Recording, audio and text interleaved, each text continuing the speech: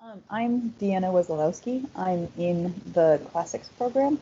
I'm a senior lecturer, and so I teach Latin and then some of the culture classes primarily, and sometimes Greek. And so, August, I'll let you do a quick. Yeah, hi, thanks.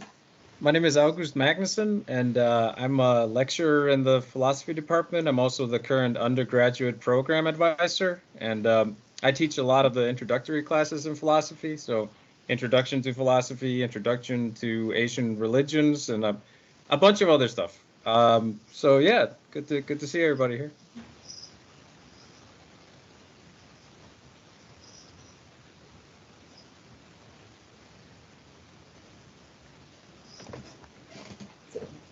So, do you want me to get started, August? Oh yeah, sure. Yeah, why don't Okay. you take? Why don't All you right. start it off, and we'll Okay. we'll yeah Okay. alternate. All right. So, for philosophy and classics, like what you can do with the degree in either of our programs, um, kind of overlaps pretty profoundly. So, um, we are we both represent majors that are really good for preparing for careers in medicine or legal work, and philosophy majors and classics majors both have a tendency to do really, really well on standardized tests like the MCATs and the LSATs, and the GRE as well. So you get prepared for doing kind of advanced studies in medicine or legal work, but then also for graduate studies as well. So a lot of our majors become teachers, they could become professors or have other jobs in academia as well. So August, I'll Yeah, and I mean, I think that's a really important point just to kind of emphasize how flexible these degrees can be. You can use them for a wide variety of different tracks that you want to go on, whether you're interested in actually continuing on in academia, going to graduate school, or just, going into different careers. But they do provide a lot of really good practical training. They allow you to learn certain kinds of data analysis and different skills that you can use in a wide variety of different careers. So they're much more practical than people often give them credit for. And I think it's important to emphasize that because I think degrees like classics and philosophy, some people stereotype them. It's sort of like, well, what are you going to do with that? Well, there's a lot of things you can do, and people go on to very, very good, lucrative careers. So that's definitely a good point to start on. yeah. Yeah, I wouldn't be surprised, if you've talked to family or friends and you might get the little bit of a side eye of what are you going to do with a major in philosophy or classics? Yep. That's not uncommon to get that question.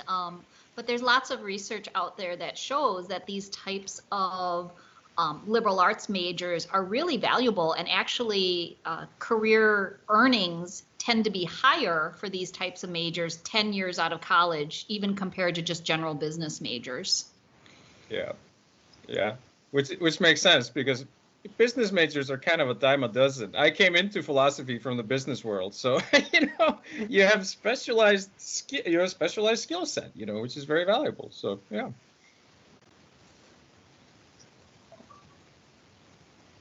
All right. Yeah. So here you can see some of the major requirements for the philosophy major. Um, basically, to get the philosophy major, you need 30 credits in philosophy minimum. You can take more.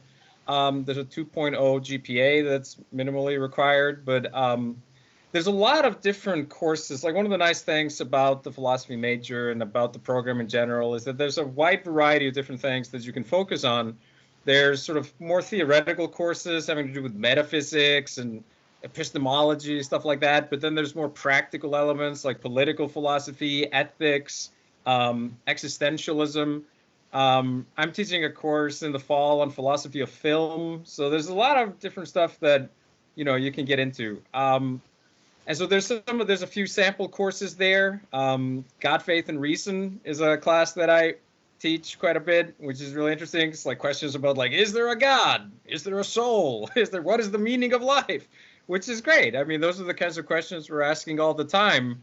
But here you get to do it for credit, so it's quite good.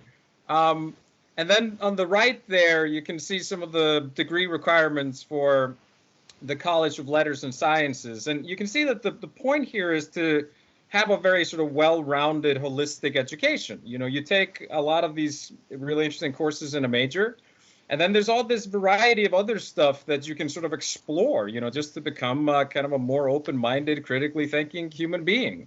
You know, which includes, you know, there's a language requirement, there's, you know, a cultural diversity requirement, but all of these are just sort of a way in which to, yeah, open yourself up to different kinds of influences, and most of them are quite fun and interesting. And I'll add, since it's a common question about the language, so for a Bachelor of Arts degree, students need to complete through the 4th level of a single world language.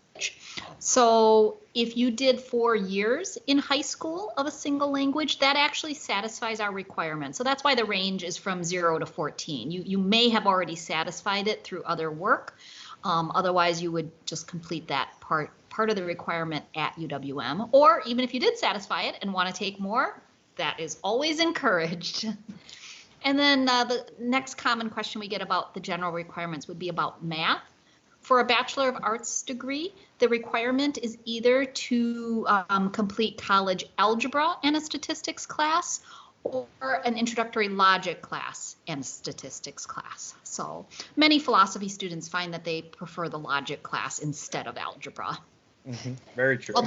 Although many students go into it thinking it's going to be a whole lot easier than algebra, and I would not say it's an easy course, but it may be more interesting if you are interested in philosophy. Yeah, it's a lot of fun, actually. Yeah. Oh.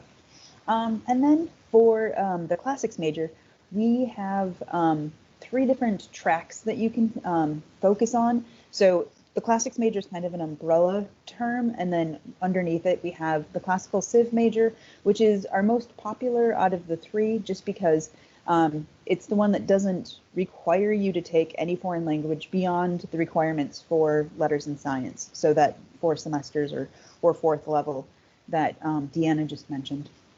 And so classical civilization just is kind of in English, it's in translation, and allows you to study history, art, culture, archaeology a little bit in some of the classes, and that sort of thing. And then the other 2 tracks that we have are language-based. So it's ancient Greek, language and literature, and classical Latin, language and literature. And so these focus specifically on those languages, and we offer classes from introductory through advanced levels for it. So you can major in ancient Greek or Latin, ostensibly. So for a classics major, we require 33 credits, but especially for the classical civ major, that's going to be in courses that cover everything from the Near East with like the Hittites and the Egyptians to Greek or Roman literature, history, or art. Like philosophy, we also have that, it's kind of the C level GPA required. And in classics, you can end up studying a lot of different areas because it's a really interdisciplinary program. Within the classics program itself, we offer classes like classical mythology. Egyptian mythology is another course along with Egyptian civ. We have a course dedicated entirely to Pompeii and its destruction in 79 CE when Vesuvius erupted. We've got kind of classes on war and politics in ancient Greece, and then the language courses, which start out at the introductory level, and then as you move on, you start reading primary sources. And so this semester I'm teaching a class on Pliny the Younger, who coincidentally gave us the only eyewitness account of Vesuvius erupting in 79. So we can do some really interesting things in our program, but as a part of the major, you can also choose classes in history, art history, philosophy. So some of the upper level philosophy classes actually count for a classics major. And so you can choose the areas that you're interested in and kind of focus more on those areas. So a lot of classics majors, for example, are history majors as well, or they're philosophy majors. We've had that, or art history or anthropology. So we have a lot of double majors, and both classics and philosophy are good to pair up as double majors, either as your primary major or if you choose a secondary major. So we're very good in terms of being able to be blended to other programs. And the Latin and Greek both count towards your language requirement. Those are some of the foreign languages you can take. So if you're interested, you can kind of study the ancient languages along the way. So I'll also add too that all the topic areas that Professor Wesolowski mentioned, you could minor if you didn't want a double major as well. That's very common to have a major and a minor. UWM does not require you to have a minor, but it is an option if that's of interest to you.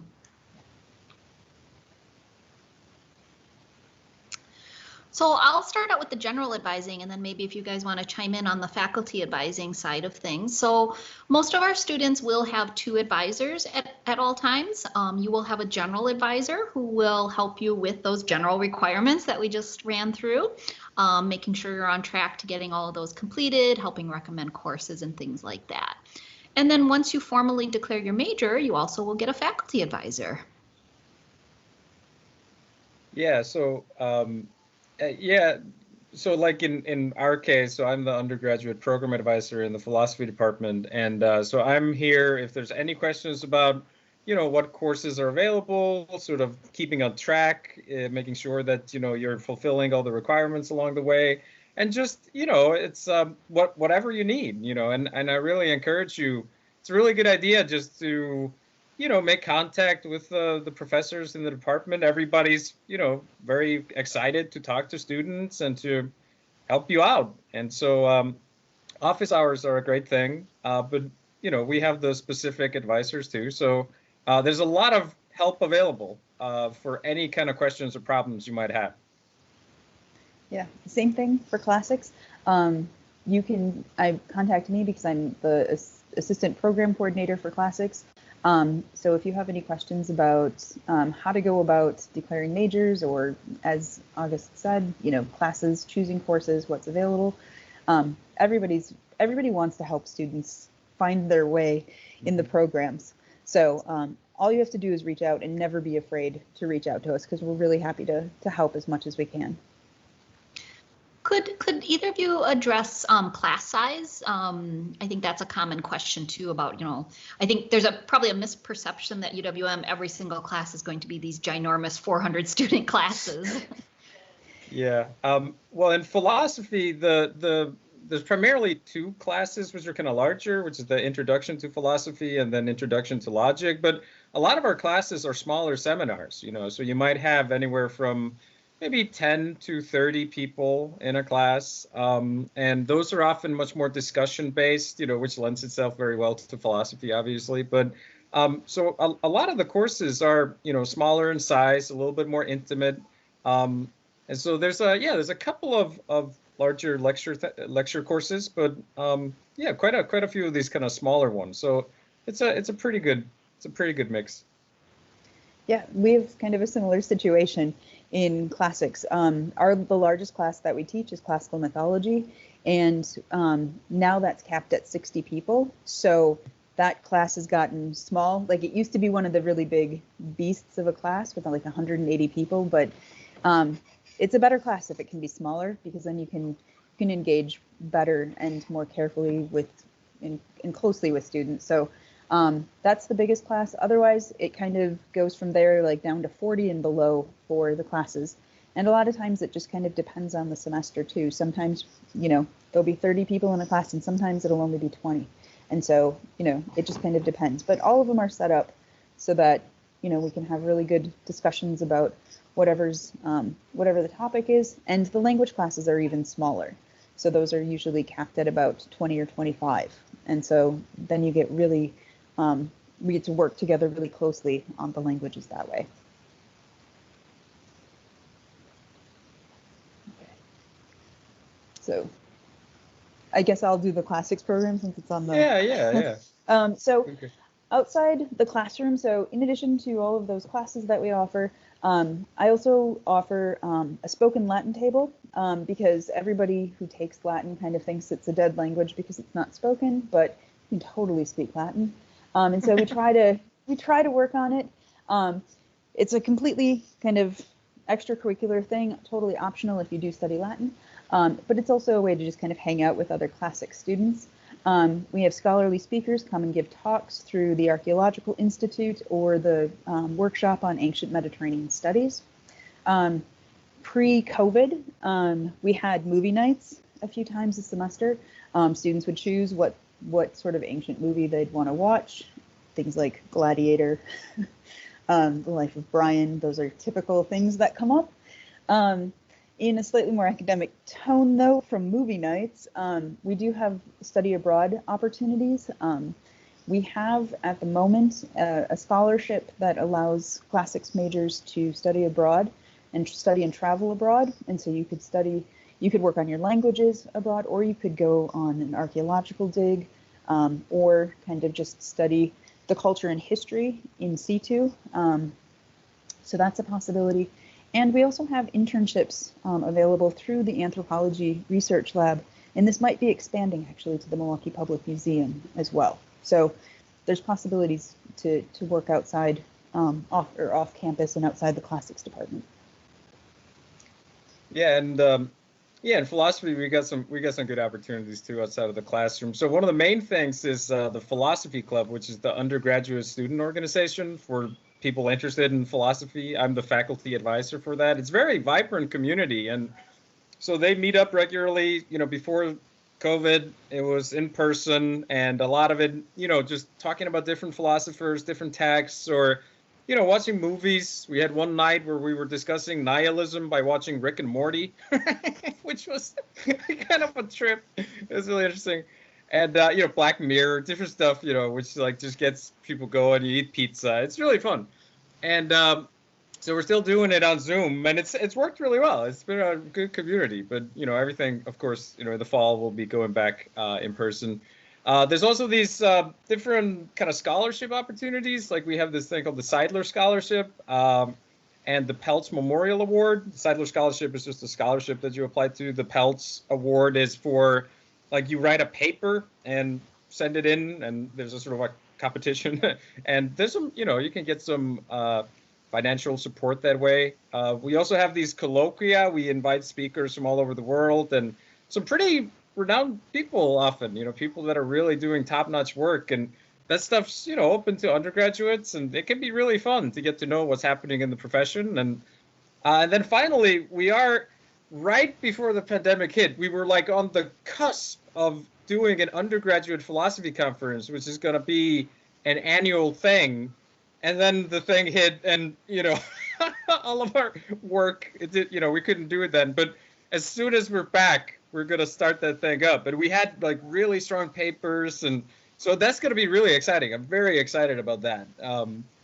Just creating, having undergraduates come together and discussing exciting ideas. So that's something that's on the horizon too.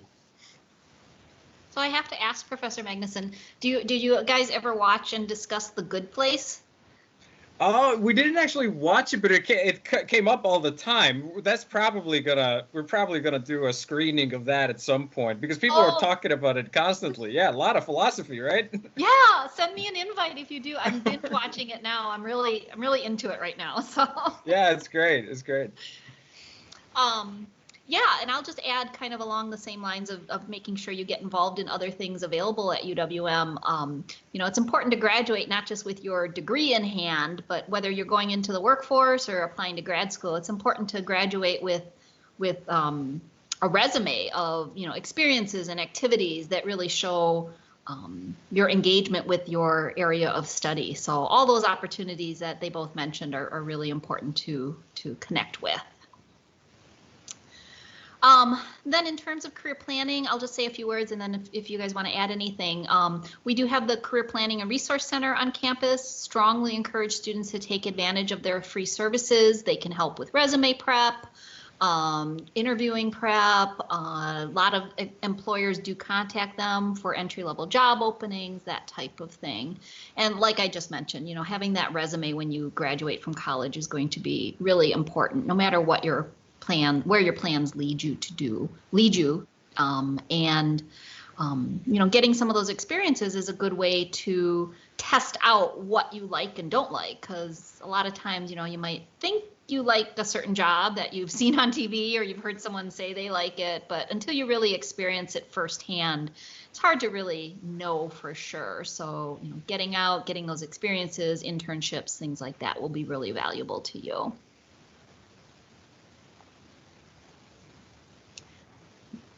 And one other thing is, like, because our departments are also kind of small and we don't have tons and tons of students, we also get to have good relationships with the students. And so, like, as instructors, we're also going to be good resources for, if you decide to go into graduate school, for letters of recommendation. And so having really good relationships with your instructors and starting that kind of behavior right away, even as freshmen, introduce yourself to teachers, let people know who you are. And if you, like an instructor, take classes with them, because the more we know you as a person, like, the better we can help you with whatever path you go down, either for grad school or for references for careers and things like that.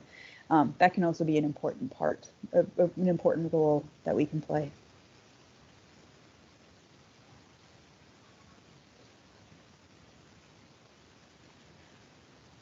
Yeah, we mentioned this before, but it is worth kind of mentioning again. But the career choices are really wide. Again, the kind of stereotype of people, not everybody who gets degrees like this is necessarily going to go on into academia. I mean, if that's your track, that's great, but this does prepare you for a wide variety of different things. I mean, it's amazing, the different tracks you can go on. I mean, there's a lot of entrepreneurs that have backgrounds in things like classics and philosophy. There's a lot of people in the business world that have that kind of background. There's a lot of people that go to, law school is a really big one. So these are just some examples of that, but it really is kind of, it's very open. It's good preparation. It's good training.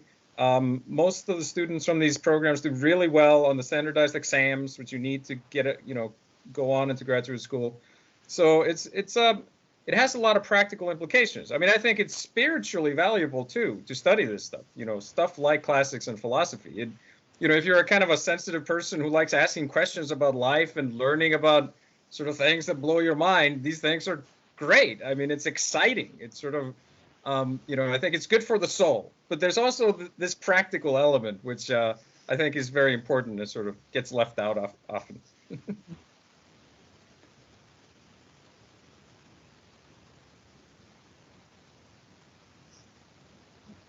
I think you can move to the next slide, Rachel. Oh yeah, yes. This is what I was excited for. So we were looking at different people who had degrees in classics and philosophy. These are people with philosophy degrees that I found. I thought it was so exciting. So it was Lana Del Rey, Angela Davis, and Bruce Lee. So there you see the wide variety of people that have had philosophy degrees. And it is amazing. Like, there's a lot of people that study philosophy. Like, I don't know, just more people off the top of my head, like Wes Anderson, the film director, Stephen Colbert studied philosophy for a long time, Steve Martin. I don't know, it's the kind of thing where, like, again, if you're a kind of creative, you're thinking about interesting things, like, it's a good training for going into a variety of different things. So those are just some, really cool individuals where I was like, that's a good representation of philosophy. I'm not going to promise we can teach you Kung Fu, though. You're going to have to go somewhere else for that. Right. And then for classics, C.S. Lewis, August's favorite, Peter Weller, RoboCop, yes. And Chris Martin from Coldplay, all our classics majors. We've got other kind of popular classics majors. For better or for worse, J.K. Rowling, who wrote the Harry Potter books, she was a classics person. Penn and Teller, the silent sidekick, he was a Latin teacher before he went into comedy/magic.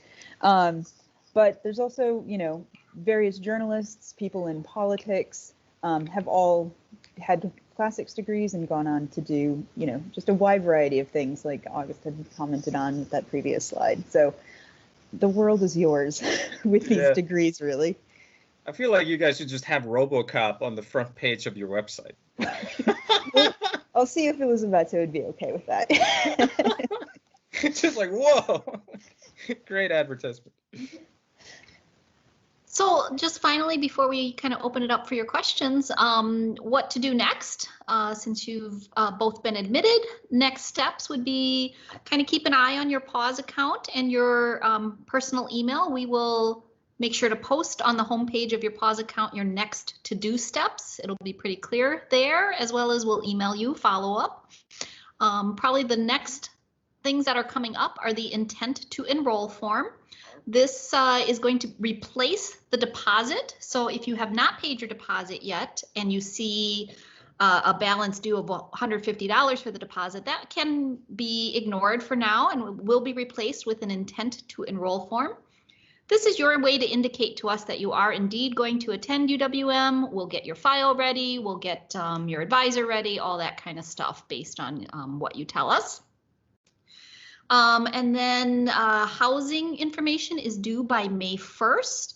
For new freshmen, we do require you to live on campus or with a parent or guardian. So you either need to fill out the housing contract if you're going to live on campus, or file an exemption because you'll be living with your parents.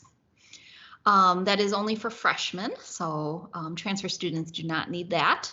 But if you do plan to live on campus, do get your housing contract in by May 1st. We do tend to fill up our housing, so. Information will be forthcoming on placement testing and placement surveys. Because of the pandemic, we aren't able to do in-person testing right now. So we're working on a variety of tools to help you figure out where to start with math, English, language, if you're going to go down and take some language classes as well. And then finally, orientation will start in June and you will need to attend one. That is also where you will meet with your advisor, pick your classes, and actually leave that day with your fall schedule. So that kind of sums up what to think about for next steps. And we are all happy to answer any questions you have about really anything related to UWM.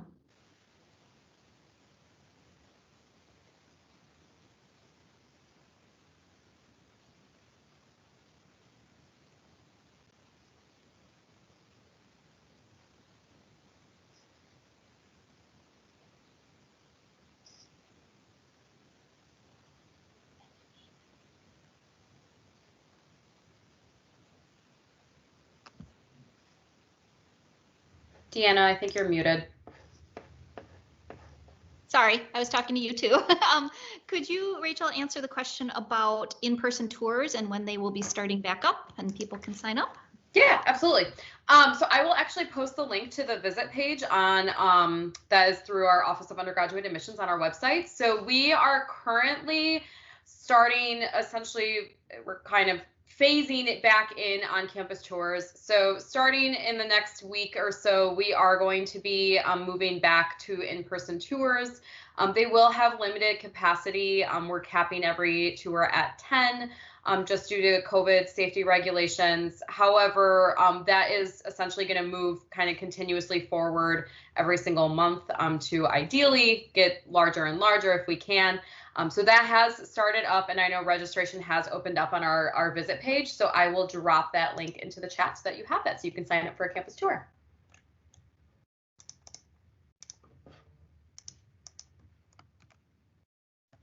And you may have seen in the news or just in some emails you got, we are planning a pretty normal fall semester, assuming, you know, the vaccination schedule stays on track and no new developments happen with COVID. So we will have our usual mix of mostly in person, and there always are some online options as well, because students do still like to take an occasional online class. But we should be 75 to 80% in person. Yeah, thanks for coming.